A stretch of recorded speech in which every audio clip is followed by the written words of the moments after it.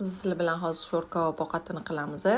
Xorazm nonini olib, tuz sepib, ustidan pomidor suramiz. Buni mazasini yeb ko'rgan odam biladi. Aslida chesnok sursa ham bo'ladi, lekin men chesnok surmadim.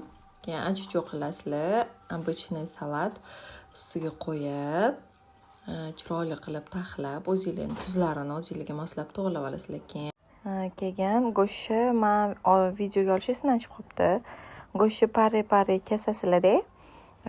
Uni urib, ozgina bolg'achada yog'da qovurib, ozgina dimlab, chiroyli qilib pishirib olasizlar. Yumshoqqina bo'ladi, sho'rtekkina takoy. Keyin pishishiga yaqin sariyog' solasizlar. Sariyog' solganingizdan keyin ozgina dimlab turib, keyin uni olasizlar-da, mana shunaqa nonning ustiga uni ham terib, chiroyli qilib, keyin oila davrasida maza qilib yeysizlar. Meni xo'jayinimga juda ham yoqdi. Bolalar ham maza qilib yeb olishdi. Kelinglar sizlar ham mehmon qilamiz. Sizlar ham tayyorlab ko'rishinglarni maslahat beraman. Yoqimli ishtaha.